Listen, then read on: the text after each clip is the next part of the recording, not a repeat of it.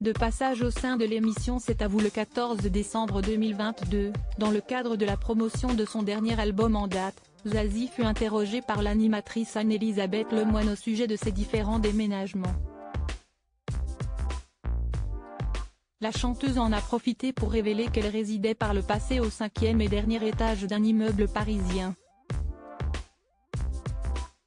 Malheureusement pour elle, ses voisins se plaignaient régulièrement du bruit provenant de son appartement à l'époque. Il faut dire que Zazie pouvait parfois s'avérer bruyante en fonction de son inspiration au cours de la journée, comme elle l'a reconnu elle-même. Si est-il vrai que je n'aimerais pas être ma voisine? Je ne fais pas des rave parties tous les jours ni tous les soirs, loin de là, mais je suis un peu crépusculaire. Ça m'arrive de mettre la musique assez fort, pas forcément la mienne d'ailleurs, ou alors la mienne, quand je cherche un couplet. Je pense que ça peut fatiguer le voisin de base, a-t-elle précisé face à Anne-Elisabeth Lemoine.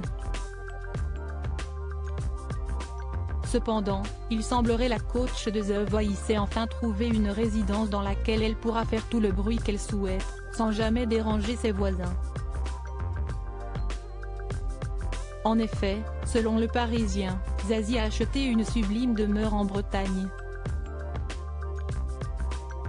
Zazie sur sa maison en Bretagne, il y a un phare, la mer tout autour, je voulais le bout d'une pointe. Il y a un phare, la mer tout autour, ça souffle, ça change de couleur toutes les 5 secondes, si est magnifique, a indiqué la musicienne au sujet de sa nouvelle résidence bretonne, où elle vit désormais une bonne partie de l'année. Après le premier confinement, j'ai acheté une maison. Je voulais le bout d'une pointe. Il y a un phare, la mer tout autour, ça souffle, ça change de couleur toutes les 5 secondes, si est magnifique. J'ai emmené mon piano là-bas et l'ai installé avec vue sur la baie. Le problème, si est que dès que je fais 3 notes, je trouve ça super, mais quand je les refais à Paris, ce n'est pas la même chose, a également souligné la chanteuse. La maison bretonne de Zazie est en fait un loft de 3000 m², situé dans une ancienne usine de moutarde, avec une immense piscine d'intérieur, et des objets déco qu'elle aurait chinés au gré de ses voyages. À propos de l'auteur Clément Machetto, passionné de sport, et plus particulièrement de football, de basketball et de catch, merci Canal+, Koh-Lanta est pour moi le programme incontournable de la télévision française. Par le passé, j'étais également un téléspectateur assidu de la Star Academy sur TF1, mais aussi de la trilogie du samedi sur M6.